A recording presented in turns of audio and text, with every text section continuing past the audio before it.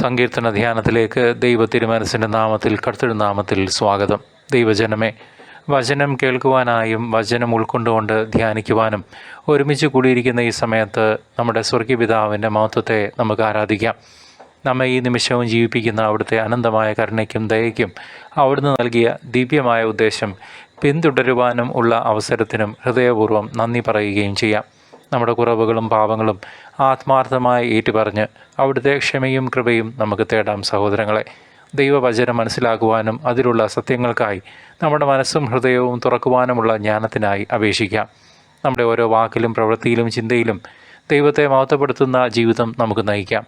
അവിടുന്ന് നമ്മെ ഏൽപ്പിച്ച ദൗത്യം പരിശുദ്ധമായി പൂർണ്ണമായി നിറവേറ്റുവാനുമുള്ള കൃപയ്ക്കായി പ്രാർത്ഥിക്കാം. ലോകമെമ്പാടുമുള്ള പലവിധമായ ആവശ്യത്തിലിരിക്കുന്നവർക്കായി ദൈവത്തിൻ്റെ സ്നേഹവും സമാധാനവും പരിപാലനയും യഥാസമയത്ത് എത്തുവാൻ നമുക്ക് പ്രാർത്ഥിക്കാം. കർത്താവേ, ഞങ്ങളുടെ യാചനകൾ ദയാപൂർവം ശ്രവിച്ച് ഉത്തരമരുളണമേ. ആമേൻ. പരിശുദ്ധാത്മാവേ, എഴുന്നള്ളി വരണമേ. കർത്താവേ, ഇതാ ഞങ്ങൾ അവിടുത്തെ വചനത്തിനായി കാതോർക്കുന്നു, ദാഹിക്കുന്നു. ഞങ്ങളിൽ വന്ന് നിറയണമേ. 146 സങ്കീർത്തനം. കർത്താവ് മാത്രമാണ് രക്ഷകൻ. കർത്താവിനെ സ്തുതിക്കുവീൻ, എൻ്റെ ആത്മാവേ, കർത്താവിനെ സ്തുതിക്കുക. ആയുഷ്കാലം അത്രയും ഞാൻ കർത്താവിനെ സ്തുതിക്കും. ജീവിതകാലം മുഴുവൻ ഞാൻ എൻ്റെ ദൈവത്തിന് കീർത്തനം പാടും. രാജാക്കന്മാരിൽ സഹായിക്കാൻ കഴിവില്ലാത്ത മനുഷ്യപുത്രനിൽ ആശ്രയം വയ്ക്കരുത്. അവൻ മണ്ണിലേക്ക് മടങ്ങുന്നു. അന്ന് അവൻ്റെ പദ്ധതികൾ മണ്ണടിയുന്നു. യാക്കോബിൻ്റെ ദൈവം തുണയായിട്ടുള്ളവൻ, തൻ്റെ ദൈവമായ കർത്താവിൽ പ്രത്യാശ വയ്ക്കുന്നവൻ ഭാഗ്യവാൻ. അവിടുന്നാണ് ആകാശവും ഭൂമിയും സമുദ്രവും അവയിലുള്ള സമസ്തവും സൃഷ്ടിച്ചത്. അവിടുന്ന് എന്നേക്കും വിശ്വസ്തനാണ്. മർദ്ദിതർക്ക് അവിടുന്ന് നീതി നടത്തി കൊടുക്കുന്നു. വിശക്കുന്നവർക്ക് അവിടുന്ന് ആഹാരം നൽകുന്നു. കർത്താവ് ബന്ധിതരെ മോചിപ്പിക്കുന്നു. കർത്താവ് അന്ധരുടെ കണ്ണു തുറക്കുന്നു. അവിടുന്ന് നിലം പറ്റിയവരെ എഴുന്നേൽപ്പിക്കുന്നു. അവിടുന്ന് നീതിമാന്മാരെ സ്നേഹിക്കുന്നു. കർത്താവ് പരദേശികളെ പരിപാലിക്കുന്നു. വിധവകളെയും അനാഥരെയും സംരക്ഷിക്കുന്നു. എന്നാൽ ദുഷ്ടരുടെ വഴി അവിടുന്ന് നാശത്തിലെത്തിക്കുന്നു. കർത്താവ് എന്നേക്കും വാഴുന്നു. സിയോനെ, നിന്റെ ദൈവം തലമുറകളോളം വാഴും. കർത്താവിനെ സ്തുതിക്കുവീൻ. ദൈവജനമേ, സങ്കീർത്തനം 146 അധ്യായം നമ്മുടെ ഹൃദയങ്ങളിലേക്ക് ആഴത്തിൽ പതിയേണ്ടുന്ന ഒരു ദൈവിക സന്ദേശമാണ്. അത് നമ്മെ പഠിപ്പിക്കുന്നത് മനുഷ്യരിലുള്ള ആശ്രയം വെടിഞ്ഞ് സർവശക്തനായ ദൈവത്തിൽ മാത്രം പൂർണ്ണമായി ശരണപ്പെടാനാണ്. ഈ സങ്കീർത്തനം ഒരുവൻ്റെ ജീവിതത്തിൻ്റെ അർത്ഥവും ലക്ഷ്യവും ദൈവത്തെ സ്തുതിക്കുന്നതിലാണ് കണ്ടെത്തേണ്ടതെന്ന് നമ്മെ വീണ്ടും ഓർമ്മിപ്പിക്കുന്നു. യഹോവയെ സ്തുതിപ്പീൻ, എൻ്റെ ആത്മാവെ യഹോവയെ സ്തുതിക്കുക എന്ന ആഹ്വാനം നമ്മുടെ ഓരോ പ്രവൃത്തിയും ദൈവമഹത്വത്തിനായി മാറ്റിവെക്കാനുള്ള ഒരു ക്ഷണമാണ്. ഈ ലോകത്തിലെ രാജാക്കന്മാരിലും പ്രഭുക്കന്മാരിലും നാം പ്രത്യാശ അർപ്പിക്കരുത്. കാരണം അവർക്ക് നമ്മെ പൂർണ്ണമായി രക്ഷിക്കാൻ കഴിവില്ല.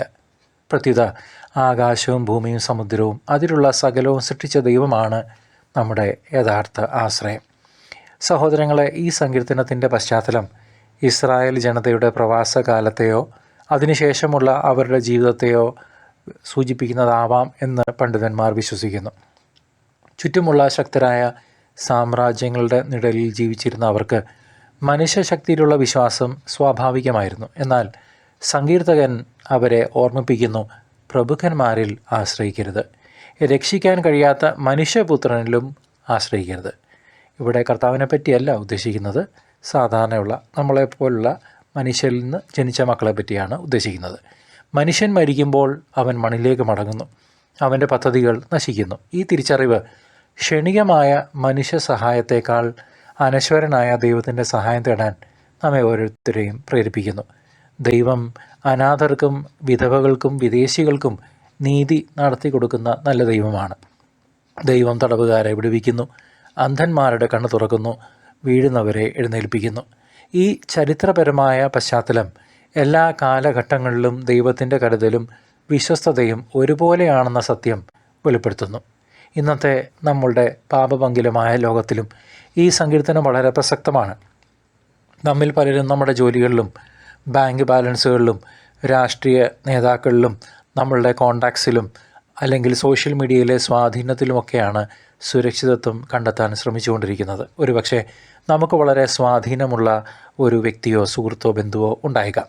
അത് നമ്മുടെ പ്രശ്നങ്ങൾ പരിഹരിക്കുമെന്ന് നാം അന്ധമായി വിശ്വസിക്കുന്നു. എന്നാൽ ഒരു മഹാമാരിയോ സാമ്പത്തിക പ്രതിസന്ധിയോ അല്ലെങ്കിൽ ഒരു വ്യക്തിപരമായ തിരിച്ചടിയോ ഉണ്ടാകുമ്പോൾ ഈ ലൗകികമായ ആശ്രയങ്ങളെല്ലാം എത്ര പെട്ടെന്നാണ് തകർന്നടിയുന്നതെന്ന് നാം തന്നെ കാണുന്നു. അതുവരെ നാം ദൈവത്തിൽ ആശ്രയിക്കാതെ മനുഷ്യരിൽ ആശ്രയിച്ച് നമ്മളുടെ ജീവിതം വ്യർത്ഥമായി തുടർന്നു പോയിക്കൊണ്ടിരിക്കുകയല്ലേ. ഈ സാഹചര്യങ്ങളിൽ നമ്മുടെ യഥാർത്ഥ ശക്തിയും സഹായവും വരുന്നത്, നമ്മുടെ തകർന്നു പോകുന്ന സാഹചര്യത്തിൽ വരുന്നത് ദൈവത്തിൽ നിന്ന് മാത്രമാണെന്ന് നാം മുന്നേ കൂട്ടി തിരിച്ചറിയണം. ദൈവം മാത്രമാണ് നമ്മെ ഒരിക്കലും കൈവിടാത്ത, വാഗ്ദത്തങ്ങൾ പാലിക്കുന്ന വിശ്വസ്തനായ ദൈവം. സഹോദരങ്ങളെ, ഈ സങ്കീർത്തനത്തിലെ ആശയങ്ങൾ പുതിയ നിയമത്തിൽ നമ്മുടെ കർത്താവായ യേശുവിൻ്റെ ജീവിതത്തിലൂടെ പൂർണ്ണമാവുകയാണ്. സങ്കീർത്തനം പറയുന്നത് പോലെ കർത്താവായ യേശു അന്ധർക്ക് കാഴ്ച നൽകി, മുടന്തൻ്റെ നടത്തി, തടവിലാക്കപ്പെട്ടവരെ സാത്താന്യ ബന്ധനങ്ങളിൽ നിന്ന് മോചിപ്പിച്ചു, ദരിദ്രരോട് സുവിശേഷം അറിയിച്ചു. കർത്താവിൻ്റെ ജീവിതം മുഴുവൻ ഈ സങ്കീർത്തനത്തിലെ ദൈവിക പ്രവൃത്തികളുടെ ജീവനുള്ള സാക്ഷ്യവുമായിരുന്നു. യഹോവ എന്നേക്കും വാഴുന്നു എന്ന പ്രഖ്യാപനം ഉയർത്തെഴുന്നേറ്റ ക്രിസ്തുവിൻ്റെ നിത്യ രാജ്യത്വത്തെയാണ് സൂചിപ്പിക്കുന്നത്. കർത്താവായ യേശുവിൽ നാം വിശ്വസിക്കുന്നതിലൂടെ നമുക്ക് ഈ ദൈവിക കരുതലിൽ, അതുപോലെ തന്നെ നിത്യജീവനായുള്ള പ്രത്യാശയുടെയും അവകാശികളാകാൻ സാധിക്കും. കർത്താവിൻ്റെ കാരുണ്യവും നീതിയും ഈ ഭൂമിയിൽ മാത്രമല്ല, വരുവാനിരിക്കുന്ന രാജ്യത്തിലും എന്നേക്കും നിലനിൽക്കുന്നതാണ് എന്ന് നാം തിരിച്ചറിയണം. സഹോദരങ്ങളെ, ഈ ലോകത്തിലെ നമ്മുടെ ജീവിതം തീർത്തും ക്ഷണികമാണ്. എല്ലാം നശിച്ചു പോകുന്നതും അസ്ഥിരവുമാണ്. അതിനാൽ നാം നമ്മുടെ കർത്താവിൻ്റെ രണ്ടാം വരവിനായി എപ്പോഴും തയ്യാറായിരിക്കണം, ഒരുങ്ങിയിരിക്കണം.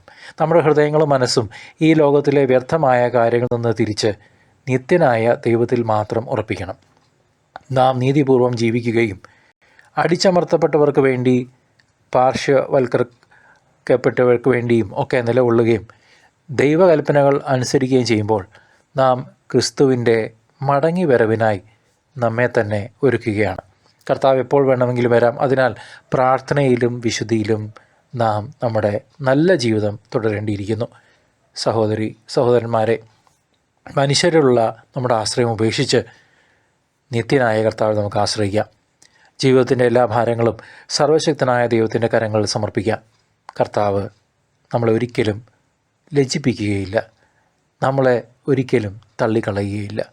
കർത്താവിൽ പൂർണ്ണമായി വിശ്വസിക്കാം. അവിടുന്ന് പ്രവർത്തിക്കും. യഹോവയിൽ ശരണപ്പെടുന്നവൻ ഭാഗ്യവാൻ.